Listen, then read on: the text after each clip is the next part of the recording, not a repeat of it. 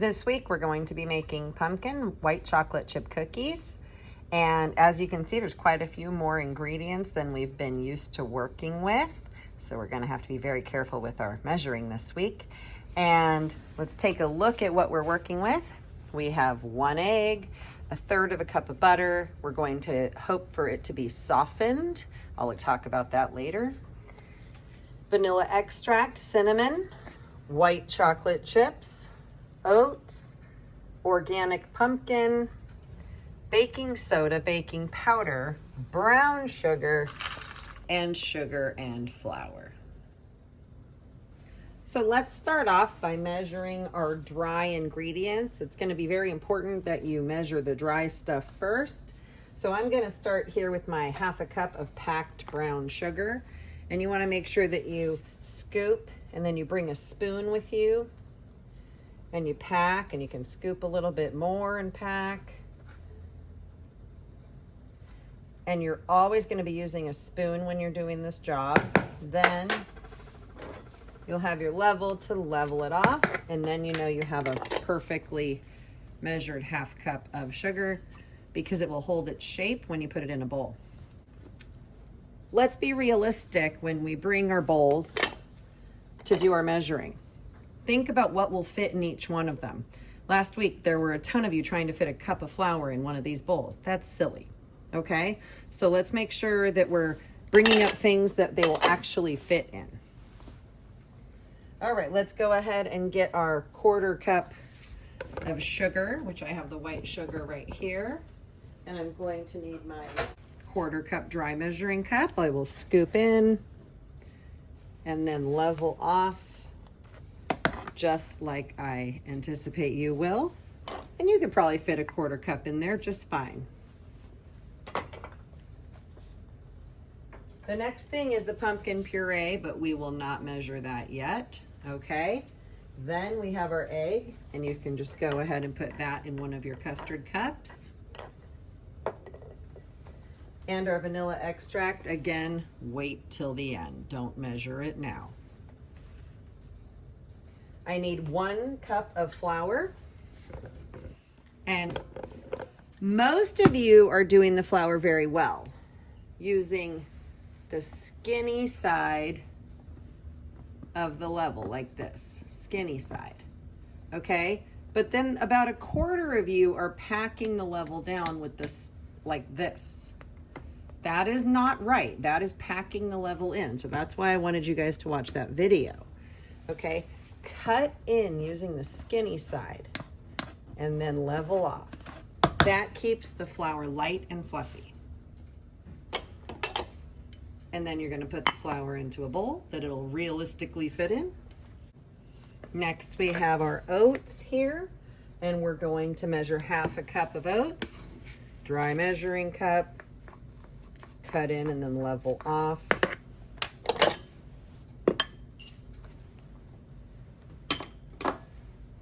And now we're down to measuring our last few dry ingredients. We need 1/2 cup of white chocolate chips. And I'm gonna tell you, you know how you guys always make suggestions on your market orders? Last year, a student told me that she thought white chocolate chips would taste better than regular chocolate chips in this recipe. And I decided to change the recipe at her suggestion. So keep making good suggestions. I do like to hear what you have to say. All right, now we're down to doing our measuring spoons. We need 1/2 teaspoon of each baking powder and baking soda. And we have not worked a lot with these ingredients. We did use some in our muffins. We're gonna do 1/2 teaspoon of baking soda and 1/2 teaspoon of baking powder. And that tells you that these will rise quite a bit. Remember, these are both leavening agents. Make sure you spell that correctly if you use that. And they both make our cookies rise. Baking powder is milder and has less of a flavor. Baking soda is stronger and it is bicarbonate of soda. So it's just one thing scientifically. This is a mixture of things.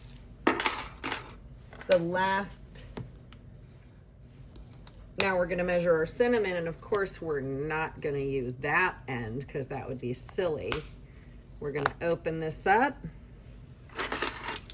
get our 1/2 teaspoon measuring spoon again. We're going to scoop in here and put each ingredient in a separate bowl. Okay, so you want to have everything in a separate bowl. It's time for me to measure my salt. And as I've talked to you guys before about, we can do this over our trash can as long as you still level it off correctly. So you can just bring your salt over here. Make sure you have your level handy and level it off right into the trash can. And then you want to have a little bowl ready to go so you can put your measurement in the bowl. But wait, we're not done yet. We still have to measure our ingredients that are not dry. Okay, so we have our pumpkin, which is sticky and wet, and we have our vanilla. The butter doesn't really count because you don't have to do anything to it. I'll have it pre-cut for you just like I always do. So to get our pumpkin measured, all we have to do is make sure we bring the correct measuring tool, and that's our 1/2 cup dry measure, and a spoon. And do this last, you guys. If you do this before you do other things, your measuring tool, your DMC, will already be sticky and gross. So what you want to do is you want to measure everything else first. Then you measure this and you just leave it in there and take it back to your kitchen like that. Okay? We still have to also measure our vanilla. And whenever we measure any liquid ingredients like this, we're always going to bring the custard cup and the spill bowl. And remember, the spill bowl can be pretty much any bowl. It could even be this if I needed to use this because I'm done using it to measure. As long as it is something separate that you are using with the intent of having that be your overspill. So in order to use a spill bowl, we're going to measure by pouring the liquid into our measuring spoon over the spill bowl, and then place the proper measurement in a bowl and keep an eye on which bowl is the measurement and which bowl is the spillage, and make sure you put the spillage in the right place. Okay, very important. All right, I've got all my ingredients ready to go. And this week we're going to be using the stand mixer. So you're going to take this off of the stand mixer, and there's only one right place to put this. And it is up on top of the paper towel holder. That is where you put it, so it doesn't get all gooey and gross. And then you're going to plug in your stand mixer and find your paddle attachment. This is the one we're using this week, the paddle attachment. Okay, so when you look at the paddle attachment, if you look at the end of it, it has this little notch here. And then if you look at the stand mixer, this also has a notch right here on the side. So what you do is you figure out how to put those two things together. And you're going to put it on there and turn, and then it will be locked. To take it off, you push and turn. Okay, it's all about the notch. You have to figure out where the notch is, put it on, and turn. As for the rest of the stand mixer, this side with the numbers controls how fast it goes.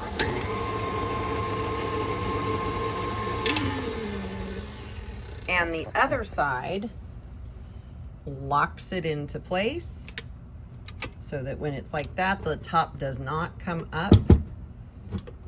When it's like that, the top does come up. Okay, and I don't lock it very often, but sometimes I do. The very first step, step 1, says to cream the butter, brown sugar, and sugar together in the bowl of the stand mixer until smooth. So you're going to throw these 3 ingredients in here. And let me tell you a trick. If your butter is not room temperature, if you just cut it up into small pieces with the butter knife, it'll work fine, okay? So hopefully I will remember to pull everybody's butter out of the refrigerator early. But if I don't, we can just cut it into smaller pieces.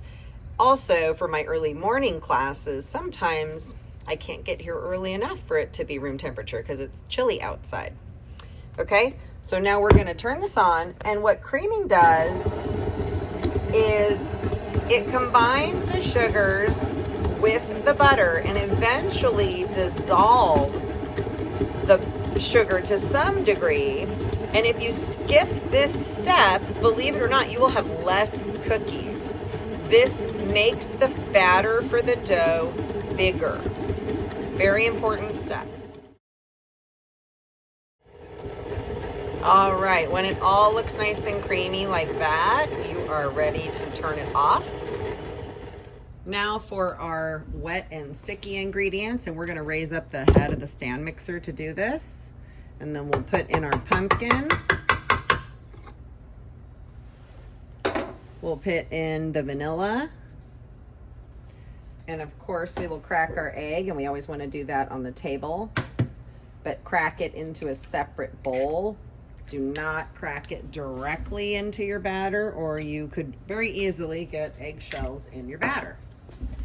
And then we're gonna turn this back on, and I'm only using like 4 for how fast it's going. That's 4.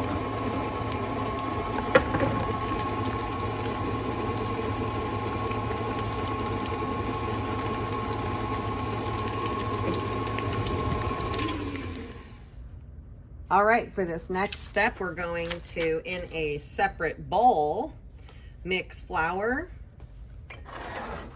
oats, cinnamon, baking soda and baking powder, and salt. Be very careful that you're not including your white chocolate chips. Those are the very last step. Okay, so we're gonna go ahead and put these in a bowl together.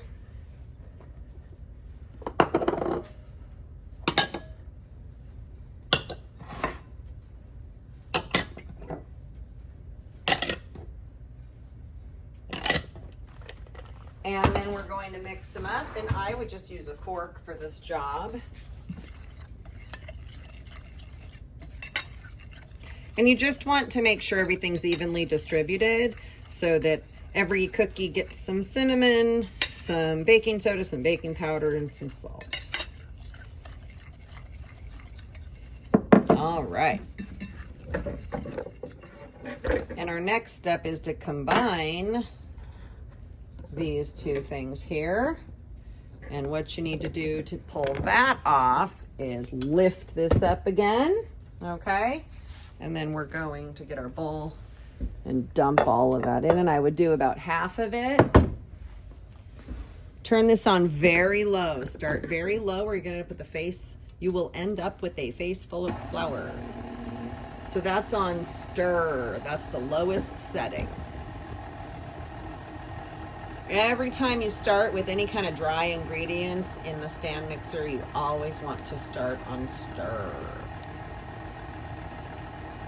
Okay, turn it off again, lift it up again, get your bowl and pour in the rest of it.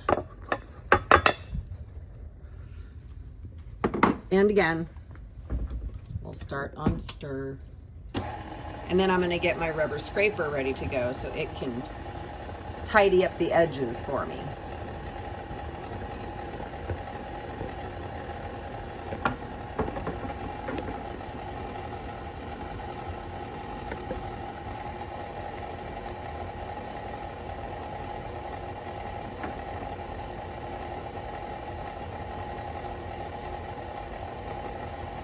So then I would turn this off, lift up the head again, and get down in here and clean out the edges so that everything can get mixed together.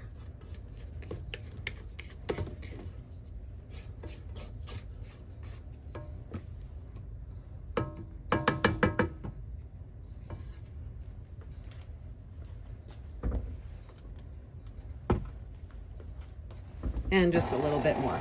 And you really do not want to over mix your cookie dough. Just mix it up till everything is combined nicely.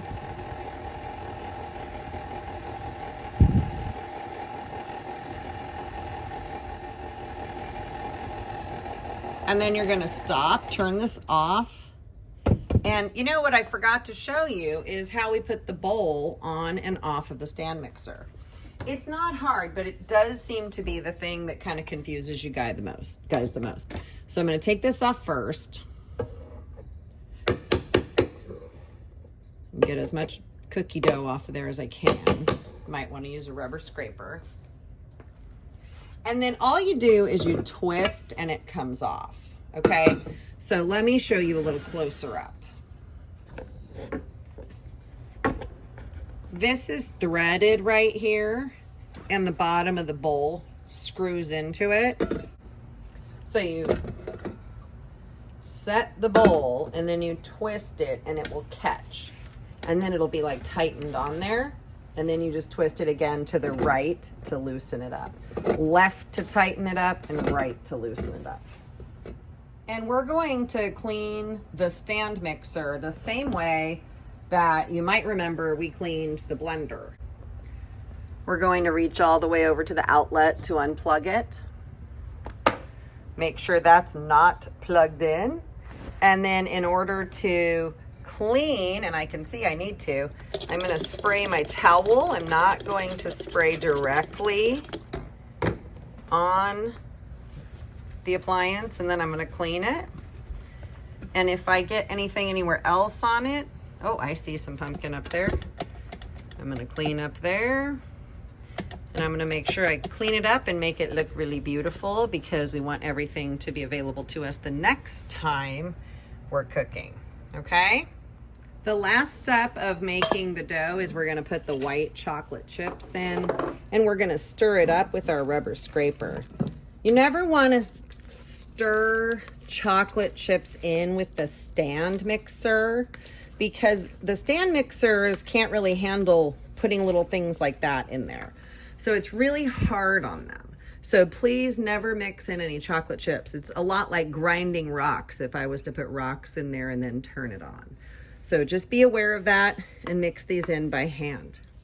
This week we're going to be using the half sheet pans, and these are not in your kitchen. I'll provide you with these.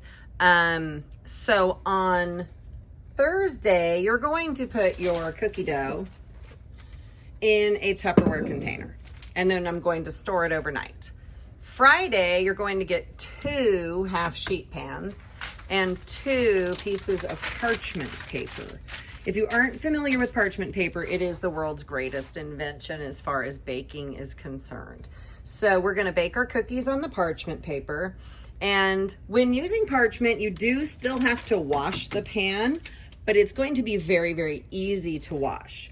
Now, when I was a kid, we didn't have parchment paper, and I spent half my life scrubbing cookie sheets, and it was terrible. So this is just so much better. It makes cleanup so much easier. The pan will still be greasy, and you will need to wash it, but it's gonna make life so much more simple. Again, we're gonna use our portion scoopers, and I will give you 2 per kitchen. And as it says on the recipe, we're going to preheat our oven to 375 degrees, okay? We're gonna use our portion scooper and we're going to put exactly 15 cookies on the first pan. And then you're gonna keep going in the same format on the second pan, and you'll probably get somewhere maybe 10 more cookies, maybe 5 more cookies, it just depends, okay? So you will for sure 100% get at least 15 cookies on your first pan. Well, the first pan must be 15 cookies. And do you see the format that I'm laying them out? I'm doing 3, then 2, then 3, and another 2. And this is how we'll very easily fit 15 on here. And I know they won't run into each other because this dough is going to spread quite a bit. They'll be about twice as big as they are right now. And you want to make sure you give them enough room so they have room to spread out. Okay, so it's very important that you do the 3-2 format. And At home, your pan may be a different size, so you might have to do only 2 in a row or whatever. But here in class, I know on my quarter sheet pans that we're using, the 3-2 works really nicely, and that way we end up with 15 cookies per pan. And you're going to scoop both pans before putting them in the oven.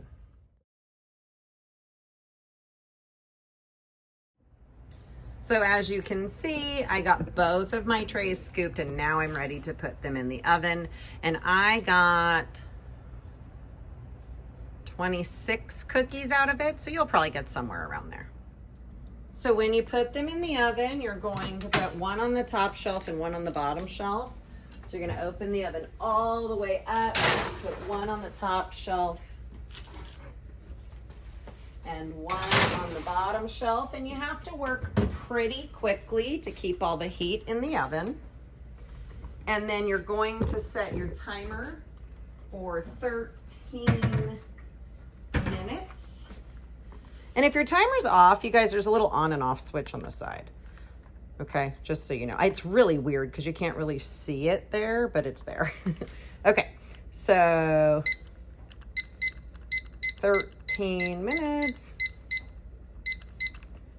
So on Friday, you want to be pretty quick about getting scooping and getting them in the oven so you have plenty of time.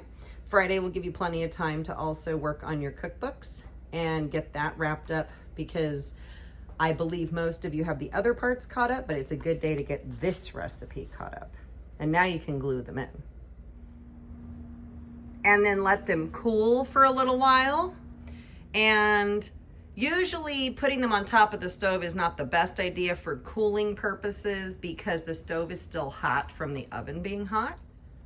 So a better option is to put them on the blue thing. Like I always say, the blue thing is where we put things when we don't know where to put them. And then let them sit for a few minutes before serving them. And then you can serve them up and enjoy.